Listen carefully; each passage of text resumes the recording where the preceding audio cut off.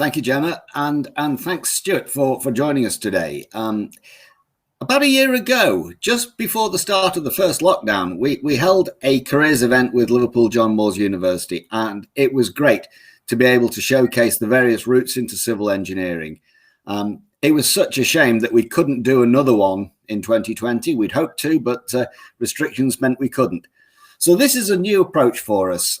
We decided that we would carry on the careers information events, not just for the foundations group, who are for people new to the industry, but for anybody who's interested to understand more. And I'm very grateful that Stuart's provided the time to give some information on his route into the industry with an environment agency perspective. We will be doing more of these events, and we have a program for the foundations group that we've put together, taking us right into the autumn. It includes some webinars, some commercial and legal events, and we are hoping that we can have a social event sometime in the summer. But we haven't got a date for that yet. We're sort of just taking it steady as we go until we've actually got clarity whether it's safe to proceed. So thank you very much for joining today. I'm sure this is going to be an enlightening and very, very useful session. And Stuart, if you'd like to begin your presentation. Thank you. Thank you, Guy, and thank you, Gemma, and good afternoon all. Thank you for taking time out of your busy diaries and busy days. I know, like many of you, you'll be back-to-back meetings, so the fact you've managed to find time out of your busy days, much appreciated, so thank you very much. As Guy said, my name is Stuart Allen. I work for the Environment Agency, and I am the delivery manager for the Southwest. I'll come on to my role in a bit more detail later on, but I come to you today in from Dorset. It's relatively sunny at the moment, but the joys of technology means that I don't have to travel far and wide, and I can come and speak to you all. So thank you for having me. The aim of this session is to give you a brief overview of my career to date. Maybe a do as I say rather than I do. I probably didn't follow the most conventional routes, and happy to explain where I possibly went wrong, what I might have done differently. But we'll cover asset management, program management, a bit of construction, incident response, and a little bit around people management and people leadership, which is more my current role. I'm an incorporated engineer with the Institution of Civil Engineers and a chartered manager with CIWEM, which is the Chartered Management Institute. And again, happy to talk around those qualifications. I'm active in the IC's Southwest Regional Committee. I'm a STEM ambassador, and I am a sector lead for the Southwest Infrastructure Partnership. And again, I'll talk to you all about those roles. I've probably got about 30 slides, so hopefully I'll rattle through those in the first half an hour, and then we can open up some Q&As if that's okay with everyone. So in terms of expectations for the next hour, I appreciate for many of you this is your lunch break, so please do try and have a break, enjoy your lunch, have a snack, grab a drink. We will be able to expand on any areas of interest for yourselves. No questions are off limits. If you've got any questions you'd like to ask, please feel free to do so. Just a caveat, I might not know the answer, but I'll certainly try and answer if I can. And as Gemma said, if you've got any questions, please do put them in the chat and we'll try and answer them at the end. So why did I go into civil engineering? It all stemmed from that one teacher at school who, inspired you. And for me, it was geography, it was physical geography, and it was river and coastal processes. I had a passion for that. And then getting into civil engineering, I think it's the opportunities that the role presents. No day is ever the same. It's constant challenge. It's fantastic to be working as part of a team, either within your organization or as part of a wider team with supply chains and clients and contractors and consultants. It's rewarding. For me, I like the part that you're leaving a lasting legacy. I've always worked in the Southwest, so I drive over, I walk along, or I cycle past many of the projects I've been involved with, and fortunately I'm pleased to say they are still standing. And the pay's not bad. It's not bad. It's you're not going to be a millionaire being a civil engineer, but it's a comfortable wage. And for that, I'm really thankful for the career that I've got in civil engineering. So this is my career on a summary, I suppose. I completed a foundation degree in river and coastal engineering. And again, it all stemmed from my passion in geography with the physical geography and the coastal processes. It was similar to an apprenticeship. It was 2 days a week study, 3 days a week work experience. It was a combined course with UE in Bristol and the Environment Agency. So it was a fantastic course that gave me practical hands-on experience and knowledge, as well as the theoretical knowledge from expert lecturers. I was also very fortunate. It was a funded course, so I received a very small training allowance and I didn't incur any student debt, which I'm very, very grateful for. I then picked up a permanent role with the Environment Agency, started off in asset management, moved over to a more of a technical advisor role working with partnership organisations and lead local flood authorities. I'll come on to that later. I moved over to another district council, Weymouth and Portland, who then merged with West Dorset before moving over to Dorset County Council. And then, as you can see, returning to the Environment Agency about 9 years later. I'll come into those in a bit more detail. And also the big question, why did I return to the Environment Agency? Or why did I leave in the first place, which many of you might be asking. So my first role with the Environment Agency was in asset management. I was a catchment engineer looking after the River Stour. So as it says there, it's a 480 square mile catchment area. The source of the River Stour, Stour Head near Gillingham, flowing all the way through many urban areas before discharging in the English Channel at Christchurch. And my role included asset inspection, assessment of options, maintenance plans, intervention, along with some minor works, and reviewing and commenting on planning applications and contentious consents. So if there was going to be some development, change of land use, as the asset manager for that catchment, I was providing some input. It was a fantastic role. I was out and about meeting many different stakeholders, landowners, working with our field teams on the ground that were doing the maintenance. It was a job where no 2 days were the same, and you could pick and choose what you did when you did it, which was fantastic. It's sort of being your own boss. And just picking up some of the minor works that I got involved with, this is just one example. It's a small section of flood wall on the River Allen. And during a routine inspection, we identified that there was a large vertical crack and there was some displacement and undermining occurring. So in my role as asset manager, I completed some ground investigations, did a bit of an option appraisal with some funding criteria, acquired the required money. I worked with a local consultant to do the design, and then I saw that through to site supervision. So it was a really small project. It was probably about £30,000–40,000 worth of work. But as an early civil engineer, it gave me a full, well-rounded picture as to what was required for maintaining our assets. And it was a really good experience to test everything you've learned at university in a relatively small, safe space under some really good guidance of a mentor. And I am pleased to say this is one project that is still standing now.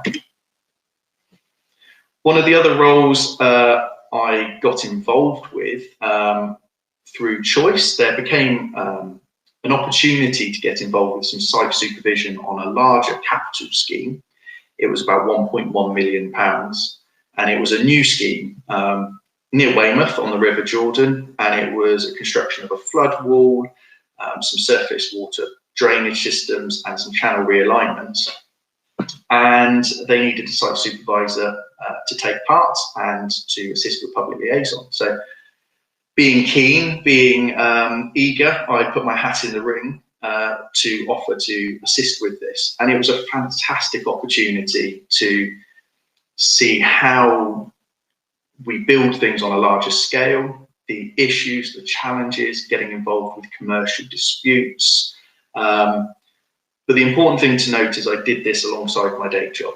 I still had my asset management role, looking after the River Stour that needed to be done.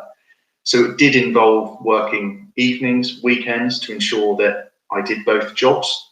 But for me, the experience that that gave me, the knowledge that I was able to gain from the site teams, from the project managers, from the landowners, the legal and estates team was fantastic. So we'll come on to some of my recommendations later on, but if you do get the opportunity to do these extra things, please do take them when they arrive. They never come at the right time for you personally or professionally. I have found that, but the amount you can learn from them is fantastic. And I've got a few pictures here, which I think for me is bringing back to my earlier point, that leaving the lasting legacy and working in local government and central government, that public service element really strikes a key with me, strikes a chord.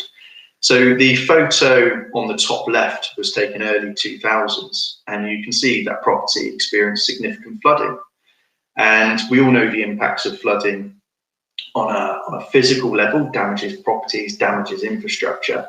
But what I really noticed from building relationships with the property owner here is the mental stress and the anguish that historic flooding places on them, the nervousness every time it rained, the fear every time they received a flood alert or a flood warning, moving their objects upstairs, their personal belongings that they've become accustomed to and really own and value.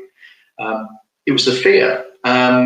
And as you can see, we part of the scheme was building a flood wall around their property, tying it into their garage. But the year after we finished construction, this is just after the peak of the storm, you can see the flood wall worked. It prevented their property from flooding. And the relief that those people felt when I went around and saw them and sort of asked how they were and touched base with them and took these photos, that for me was why we do what we do and why I do what I do. Seeing them relieved they've been protected, that they were reassured, they weren't concerned about rain flooding now, that they felt protected. So it's a fantastic project to be involved with. So why did I leave? Some of you might be asking if you enjoyed it so much. I progressed through the Environment Agency to becoming a technical advisor, working with lead local flood authorities, guiding them through funding processes so they could acquire money for new schemes. It was a promotion. It was a relatively well-paid job. I had a leased car at early 20s, being on late 20s, early 30s, £1,000, and a leased car was fantastic. But for me, I wanted to leave that lasting legacy. I wanted to put the theory into practice, and I wanted to take my knowledge and experience it and build upon it. And there was a fantastic opportunity that came locally to me, working in Lyme Regis. So I applied for the job with the local authority. I gave up my lease car, I took a pay cut, and I went to become a project manager. Many of you might know the Jurassic Coast, and if you do, you'll know Lyme Regis. It's an area that's prone to wave attack, land instability, undermining of the foreshore. It's a real problematic site and a challenge for geotechnical engineers and civil engineers, and has been for many years. But the scheme itself had received funding, and the local authority needed a project manager to help with the senior project manager to deliver the project. So it was a fantastic opportunity to get involved with a large scheme. It protected 240 houses and flats that would have been lost through erosion and land instability if the scheme didn't happen. It protected a main highway into the town itself. It's a one road in and one road out. So if that infrastructure had been lost, it would have been really detrimental to the town itself. It was working in an intertidal zone, which presents its challenges. But again, as a young engineer, seeing the theory that we've learned at university around coastal processes, construction techniques, this was a fantastic opportunity. So as it says in the slide, it was 390 metres of seawall that was cast on the foreshore, extensive piling to pin the land behind in place, and some significant deep drainage to ensure that the land remained stable. In addition to the civil engineering, we also, as part of the scheme, were able to improve the environment, and we reinstalled native species to improve the environment. And the area does become locked at high tide. And by extending the seawall and by putting in some access steps, we're actually able to improve access safety for beach users. So here's just a couple of the photos to show what we did on site, I suppose. You can see we excavated into the foreshore, casting our tow. We had specialist shuttering arrangements that were brought in place specifically for this construction. We battled a few storms along the way, and through some fantastic coordination of our contractors, Dean and Dyball, on this project, they only lost 1 day through bad weather. The rest of the time they were able to move works around and accommodate it. So my role as the client's project manager was very much compensation events, contract administration, agreeing of finances, program extensions, and working with the designers and the contractors to deliver this fantastic scheme. So after that project came to a conclusion, I was involved with a variety of other projects, from highway bridge improvements, slope stabilisation works, but on a lot smaller scale. And an opportunity came up at Dorset Highways to get involved with construction. So I thought, this is a fantastic opportunity. I've not led a role in construction. I've not had a line management role, which this role would have presented. So again, I dusted off the suits and I put an application form. I didn't have actual construction experience, but what I was able to bring to the party, and I think what ultimately got me the job, was the commercial knowledge, the project management experience, the awareness of CDM regulations, leading teams as opposed to leading individuals, but it's transferable skills. So I went over to Dorset Highways. I was successful in getting the job. I started out as a site agent for highways, so anything from resurfacing roads, which are the top 4 photos. It did involve a lot of night works, because generally people don't want you resurfacing major roads during the day, during peak traffic flows. So a lot of the work happened at night. Through to stabilisation, so the 2 photos on the bottom left, that's using soil stabilisation techniques to reduce cost on a more rural, less trafficked roads. And then one of the final projects I did here is the Weymouth Relief Road, where it was a asset management early intervention, where we treated the whole of the highway to prolong the asset's life. So a real broad spectrum of things, but a really fantastic opportunity to sort of cut my teeth in terms of construction phase planning, risk assessments, method statements, managing teams, so performing a lot of line management duties, development of the more junior staff, seeing apprentices grow from an apprentice through to a site supervisor, through to a general foreman. It was fantastic experience and exposure. I then moved on to take up a role as a site agent for bridges and structures, and just a few examples of the things we got involved with. Construction of RC walls, realignment of highways, installation of new footbridges, RTC damage, so road traffic collision damage when they occurred, reacting quite quickly, changing the programs. But I had a fantastic team around me, and I can honestly say that was one of the most enjoyable jobs. The can-do attitude that you get from working in construction is infectious. It's absolutely fantastic to be part of, and it was really, really rewarding to be able to drive over these things that your team have built. Just another few examples. This is one of the largest projects I was involved with. It's replacement of 6 flood arches on the A37 near Derweston, which is near Blandford in Dorset. We had a 4-week road closure in which we needed to do all of the works. We completed with 24 hours to spare. We were very lucky with the weather, but the program was very tight. But what I really enjoyed about this part was the interaction we had with one of the local schools. It was a local primary school, and from the start, we engaged with them proactively. We even managed to accommodate a number of site visits during the breaks when the operatives weren't working. We accommodated one of the teachers' weddings who was getting married in a local church. We amended our program so that we weren't drilling and demolishing bridges during her wedding day. And as a result of engaging with the school, who ultimately the children then went back into their parents, their families, and said, oh, what a wonderful job Dorset Highways were doing, we didn't receive one complaint on the project. And I'm sure many of you will be aware, working in public sector, working in local government, we do get a lot of criticism for being lazy, not progressing as quickly as we should.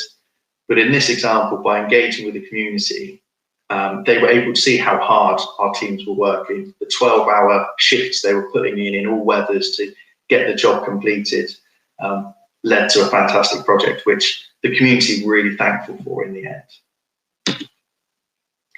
And one of my personal highlights, I suppose, was a scheme that I led in my local hometown. It was a streetscape enhancement of an area of the town which had become quite derelict. A lot of the shops had closed. It was becoming a bit dilapidated. So we pedestrianised the local area. It was only about £700,000 worth of work, but we had to work around shop deliveries. We had to work with local residents, local businesses, various other organisations. And I walk over this with my children, particularly pre-lockdown, most weekends when we're going shopping. And what I've noticed from this improvement that we've delivered, the town is growing. Shops are coming back into these areas that they wouldn't have been in previously. It's a thriving part of the town which was pretty much derelict and neglected. And that is all down to this piece of work that, yes, we delivered, but the designers designed and the clients and the local authority got planning permission and funding for. And this is a real lasting legacy to show the impacts that civil engineering has. So as I said, working in Dorset Highways was my first experience of people management. So I ended up as contracts manager for Dorset Highways. So I managed 12 site agents, a couple of quantity surveyors or estimators, workforce of 120 directly employed, so direct labour workforce, and about 50 subcontractors. So we had our fair share of HR issues, but also it was a fantastic opportunity for succession planning and resource management. And it was a really good opportunity to take the team forward. I was also, because of my previous roles with West Dorset and Weymouth, I picked up the contract manager roles for all of our frameworks and commercial agreements, anything from a £250,000 a year site investigation contract all the way through to our £500 million highways term service contract. I was responsible for the management, performance management, the dispute resolution, because you do have disagreements in commercial arrangements, and collaboration and the network and the relationship building, which I really enjoyed. It was a fantastic opportunity to try something different. So in addition to construction, project management, design, one of the other things it's clear for civil engineers is it's not a 9-to-5 job. As I said, working in highways in particular, I was working nights. But also one of the things I was heavily involved with, or have been heavily involved with, is incident response. So the two photos on the left-hand side, that was the area incident room for the Environment Agency, so responding and managing flood incidents. And the bottom left is a photo taken at Chesil Beach, which is near Weymouth, which experienced significant flooding. And in 2014, we had David Cameron come down to site to see the recovery work that we were doing to repair the Shingle Beach. And I was fortunate or unfortunate, depending which way you look at it, to be volunteered to lead a bit of an interview with David Cameron, explain what we were doing on the ground, and show how we are using central government's money to the best of its ability. And when I joined Dorset Highways, one of the really fun parts were the winter maintenance. So in the daytime, our operatives were building highways, they were repairing potholes, they were maintaining drainage and ditches. But at night, during icy conditions and low temperature conditions, they were out gritting the highway network at 2 o'clock in the morning, 3 o'clock in the morning, keeping the road safe for users the following day. And the photo on the top right was taken during the previous snow event, where our guys were working 12-hour shifts, 12 hours on, 12 hours off for 5 days. So I treated them all to some pizza. I think this was about 1 o'clock in the morning. So as you can see, a few smiling, happy faces when they had some pizza to come into during their break. So why the change? Why leave that job? You might be asking. I always had the passion for flood risk management, river and coastal engineering, and the Environment Agency, when I saw this job come up and I had discussions with the Deputy Director who was recruiting to the role, I was really convinced the Environment Agency was on a journey. They've got some fantastic ambitions to become net carbon zero by 2030. We're just about to enter our next 6-year funding cycle where we've got £5.2 billion to protect another 300,000 homes. It's a real challenge. It's a really ambitious time, and they've completely restructured the way they deliver, the way they deliver capital works, the way they deliver maintenance works. And it's a real focus on collaboration. So that was what really appealed to me. I thought, well, working in a collaborative environment in construction, working in project management, I thought I've got some transferable skills which I could bring back. So again, after dusting off the suits, going for an interview in Bristol, being put through my paces on various interviews and scenario planning, I was offered the job as my current role, which is delivery manager for the Southwest. So what does the delivery manager role entail? It is a jack of all trades. I won't say master of none. Hopefully I've learned a little bit over my time. So master of a few bits maybe. But my role, I lead a team of 70 project, program and contract managers, and we deliver the flood and coastal risk management capital projects in that green area of the map, which covers Devon, Cornwall, Dorset, Wiltshire, Somerset. We deliver the capital works there.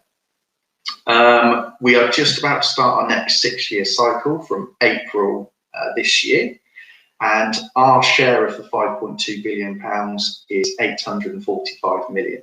So we've got a huge amount of work to do, and the only way we're going to achieve that is by working differently, working more collaboratively, working with delivery partners, not contractors, they're delivery partners. We are working together. So it's a fantastic time. I really enjoy the role. It's challenging, embedding new ways of working, trying new innovative approaches, taking risk. It is tricky, but it's important, you know, calculated, planned risk we need to take to ensure that we can deliver these ambitions. So that's my career up to date. But in terms of professional qualifications, the route I took once I graduated, I became an incorporated engineer. I have a BSc, so it's Bachelor's of Science, which enables me to go to incorporated level. You can go to chartered with up to about 10 years experience, but I sort of settled as incorporated. I'm in the process of applying for my fellowship with the ICE, and I hope to submit my application by May this year. So like many of you who are going through that journey of professional accreditation, I feel your pain, writing your continued professional development logs, your quarterly reports, your application. I'm going through it again, but I've got a real passion to do that. And one of the things I became aware of, once you've reached incorporated or chartership level with the ICE, if that's the route you would like to go down, because of the competencies you've gone through, the people management, the leadership, the change management, the chartered management of institute of the Chartered Management Institute recognise those qualifications, they recognise those experiences, and actually they offer a fast-track system to become a chartered manager. So many people aren't aware of that, but I took that opportunity about 4 or 5 years after I became incorporated. And I became a chartered manager. And I think one of the biggest benefits of becoming incorporated, becoming chartered with any organisation, be that with ICE, CIWEM, IHE, IAT, is the network it enables you to connect with on a professional level, the access to continued professional development literature, workshops, webinars similar to this, where you can learn and grow and develop. So I suppose a little bit of advice from me is take every opportunity it gives you. Then a few other roles I do in my spare time. I'm actively involved with the Institution of Civil Engineers, their regional committee. So I'm a regional committee member, and in September this year, I'm going to be appointed as the regional chair, and I'll have a 2-year term where I'll be chairing the Southwest IC committee. I currently sit on the Southwest Infrastructure Partnership, where I represent the environment sector. I'm the environmental lead, and it's a fantastic opportunity to bring together organisations, sectors, professional bodies all in one place with a shared ambition. And the key one at the moment is net carbon zero by either 2050 or 2030, depending on your organisation. We aren't going to be able to do that in isolation as individuals, as individual teams, or as individual organisations. The only way we're going to be able to achieve this is by working together, collaborating on a bigger forum. And this is a fantastic space for doing that. Like many of you, I'm sure, I'm a STEM ambassador. I wouldn't be here today if it wasn't for my geography teacher at the time saying, I think this course is the one for you when you finish A-levels. I think it suits your personality. I think it's what you want to do. I don't know what I'd be doing now if it wasn't for that person engaging with me, explaining civil engineering to me, and discussing the opportunities. I wasn't aware of it until that person spoke to me. So that's why I've got a real passion going into schools, going into universities, and explaining what's available to people. So, sum up before we get to questions, my reflections on the career. Be proactive, be inquisitive and ask questions. Be that of your line managers, your mentors, your teams, your colleagues, the contractors, consultants, designers. Ask questions. If you're not sure, just ask. If in doubt, give it a go. If you're unsure if you've got the highway experience to go and join Dorset Highways, you don't know your hot rolled asphalts for your stone mastic asphalts, you'll find a way of learning it quite quickly. But give it a go. You can do it. It's down to you. Don't ever be put off by it. Build and maintain is the real key point.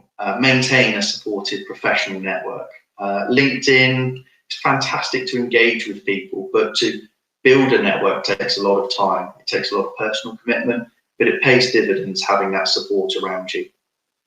Have a good development action plan that really sets out what you want to achieve this year, next year, over the next 5 years. Having that plan which you can keep coming back to really focuses your mind. What's important to you. Make it personal as well as professional. I've got 2 young children.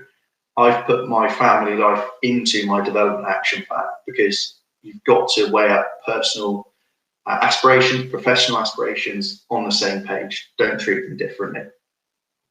Maintain your continued professional development. If you are going for any professional status, professional qualifications, maintain it as you go. It's far easier than being audited, as I was, saying, can we have your last 3 years worth of CPD, please? Because I hadn't kept it up to date. So I had to go through all my old diaries, all my old calendar appointments, and produce my CPD log. As you can appreciate, that took quite a lot of time. So keep on top of it as you go is definitely a word of advice for myself. You'll always benefit from a mentor and a coach. Even once you've finished your probation periods, your qualifications, you'll always need a coach, a mentor. You can always improve. I've got a coach. It's fantastic to challenge you, to prompt you to ask those questions of yourself, and further develop yourself. One of the biggest things I was told early in my career was, why wait? So why wait to get that opportunity? Why wait to submit for that award? Why wait to progress for that qualification? Why wait to get that training? Life does not become easier. You may think it will in 6 months' time, in a year. As we've just seen with COVID, there's always things that come up. So just give it a go. And definitely take the yes if rather than no because. What have you got to lose? You'll certainly make it work if you've got the right ambition, the right personality, and the tenaciousness to get it done. And that is myself, Guy and Gemma, in half an hour. So I don't know if anyone's got any questions for me.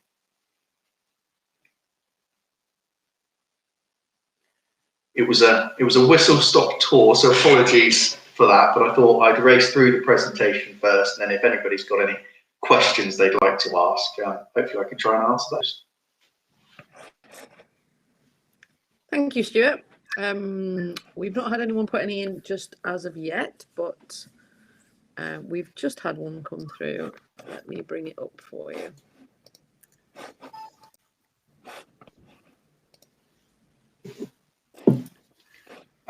Thank you, Daniel. What challenges had COVID brought up? Quite a few, as you can probably imagine. During the first lockdown, we've got dozens of construction sites up and running, operating, but we're also coming to the end of our 6-year funding with central government. And we were under significant scrutiny from central government to say, are you going to spend your money by March this year? Are you going to deliver the objectives you set out, which was, again, 300,000 homes better protected from flooding during a pandemic when construction sites were being forced to stop, either through lack of understanding around rules and regulations, supply chains, and materials not being available. So it did present a lot of challenges. We were very fortunate in the construction industry. We were classed as key workers, critical workers, so construction continued. But particularly in the first lockdown, we found the supply chain, the concrete batching plants, the merchants, which were stopping initially because they weren't classed as that, did cause us some problems. But we soon resolved those. We've got fantastic contractors and consultants and clients in place that overcame the challenges of working on sites, putting in place social distancing, putting in place revised risk assessments and method statements to ensure that we can continue to work. But for me, as a people leader, leading a team of 70 directly, but also giving strategic direction for our integrated delivery team, which includes hundreds of people, it was maintaining the well-being of people. Many people were stuck at home. Many people were juggling the trials and tribulations of homeschooling, and their capacity decreased. So whereas before you might have had a project manager delivering 4 projects, all of a sudden overnight their capacity's gone down to a couple hours a day or less. So it was a real challenge to balance priorities and balance what we could do. The challenge for us now is taking those benefits of COVID, that little silver lining of the trials that we've all been through, and we learn from it. And technology is by far the greatest example of that. As a sector, we've had to shift rapidly using Microsoft Teams and using Zoom and click meetings. But that's enabled us to probably connect more with our people like this, rather than before where we'd be driving 2 or 3 hours every day. My lease car went from doing thousands of miles a month to being sat on the drive. That's reduced carbon, it's reduced mileage, it's reduced cost, it's reduced the burden, and we've got to cling on to those little bits that we can take forward and improve. So yeah, thank you, really good question.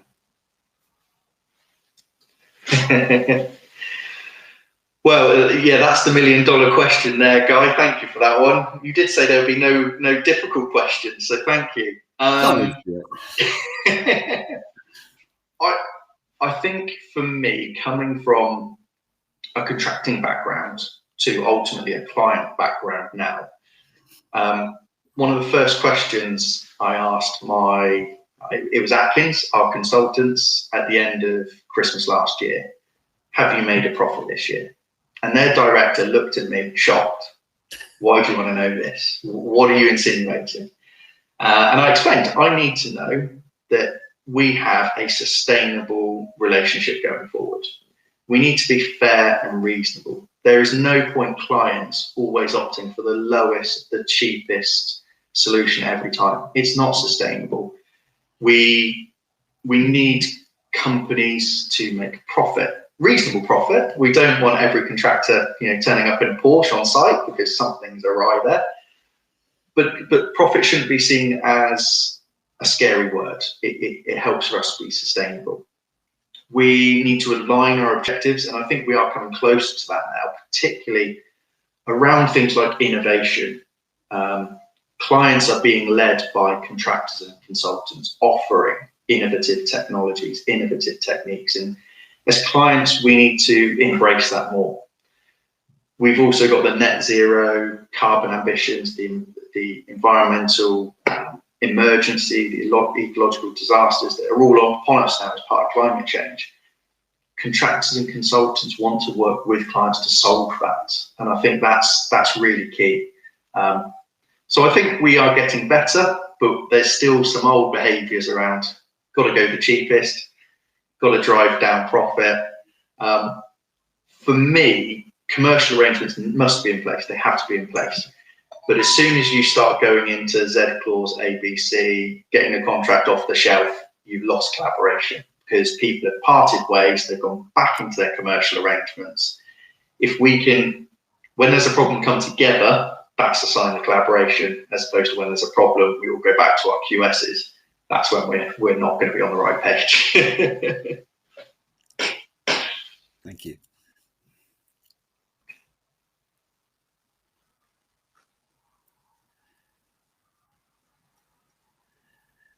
I think you may have got off lightly on the question. That's perfect. I'm not going to complain about that. However, just as I speak, we've had one snuck in. That was just so that you don't disappear. Jacqueline as well. That's not very nice, is it? So the can-do attitude. Yes, I can. I think engineers are, by their nature, probably risk-averse people. We have factors of safety. We have British standards, Eurocodes. We have all of this that helps us.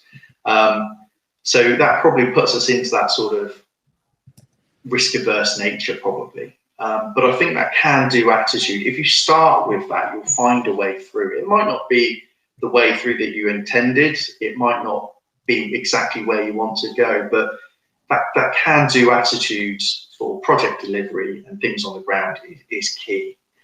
And I think for a personal level in your career, it's looking at the transferable skills. So you may not know the rail sector, but actually you've got commercial awareness, you've got collaboration, you understand dispute resolutions. What transferable skills can you bring over? We aren't all going to know everything. So again, pulling on your professional network, pulling on the experts in your teams is key. We're not expected to know all the answers, but as we progress through our careers, it's about pulling all the people together to come up with the right solution. It's difficult. You have to obviously balance the situation on you as individuals in terms of making career changes, role changes, training, development opportunities. You'll need to make it work for you. So I wouldn't want to say, do this, do this, do this. Certainly don't follow my lead. But I think it's just go into it with the yes, I can do this, and be told you can't, rather than go into it saying, I don't think I can do that, because you'll probably find out from speaking to people that they think you can do it. So try and get some feedback, try and get feedback from your peers, from your management team, from anybody around you. That will really help probably reinforce that can-do attitude. Thank you. We've just had another question come in.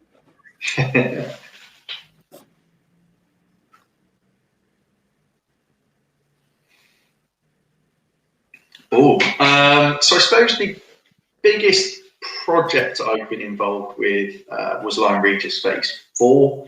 So that was £18.6 million in total, spanned over a 2-year construction period. It was all on one site. But I've led a lot of programs of work, from highway improvements, bridges, structures. They've been multi-million pounds. But I suppose the biggest project I've got now ultimately is my role of delivery manager. I'm taking the team forward with a can-do attitude to deliver our £850 million programme in a new way. It's twice the programme that we had previously. We don't have twice the people. It doesn't quite compute when you put that together. So the only way we're going to deliver that is by doing something different. We're going to have to be trusting people more. We're going to have to be taking commercial risk. We're going to have to be trying innovation. And I think that's one of the most exciting parts for me, is trying new ways, embedding new behaviours, trying different approaches. But it is the most challenging. Culture, behaviours is the hardest thing to change. If somebody has done a job, done a role, acted in a particular way for 5, 10, 15 years, and you are now trying to say, we need to do it differently, that's a real challenge. And it takes a real leader to be able to not criticise for doing something that way, but explain why we need to do things differently and bring people on that journey to deliver the shared objectives that we all have. So that's certainly the most challenging part for me as a people leader, is bringing people on that journey. You'll be aware of different analogies, but I like to use the popcorn analogy. When you're cooking some popcorn, you'll get some of those early corns that pop. They're the early adopters. They're really easy. They'll come with you on day one. You then get the vast majority that kind of happens after a couple of minutes. They're your majority of your team. They'll come with you after they see a few progressing down the line and they start seeing some benefits. But there'll always be those stubborn corns that just don't pop. And it's how do you bring those few with you? And it's important that we move people into either a different role if we can't bring them with us. These are people. It's not a resource. It's not a number on a spreadsheet. We're talking about people. And I think for me, that's a really, as a leader, that's all we've got to remember. We're talking about people. But the popcorn analogy for me is quite a simple one. I'm sure there's lots of other far more technical analogies to use, but I like to keep it simple. Thank you, Stuart. I think that's all the questions we have for now. Oh, thank you very much. Well, thank you for having me. And as I said, hopefully you've managed to enjoy a bite to eat, or at least have a coffee, and hopefully you found it interesting. My contact details are there. Feel free to get in touch via LinkedIn, or drop me an email, or drop me a text. More than happy to have a conversation and pick up any points offline if people want to talk. Stuart, many thanks indeed. That was a truly inspiring presentation. Thank you very much. And I do apologise for the curveball question as well. I just thought I'd get a bit of a discussion going. It was great that you mentioned networks and building your own network. We're trying to do that at CECA. We have the foundations group. It's not just for young people, but it's for anybody new to the industry, maybe people who've retrained, gone in from a different route. And so we're here, we're trying to build that network up. So it's not just the old grey fellas like myself, but it's people who've perhaps got a new perspective on things. Particularly important as we head towards net zero and we address things like new technology in civil engineering that we may not have been looking at 25 years ago. So really inspiring, that, Stuart. I'm extremely grateful, and I think everybody who's joined us, and thank you for coming on board, will have found that an inspiring and very, very useful presentation. So thank you. And thank you, Gemma, for setting it up. No problem at all. Thank you, Stuart. And yeah, if anyone does have any comments or anything, everyone should have our contact details, so feel free to get in touch. Thank you very much, everyone. Enjoy the rest of your afternoon, and we'll hopefully see you at another event soon. Take care. Thanks, everyone. Cheers. Bye-bye.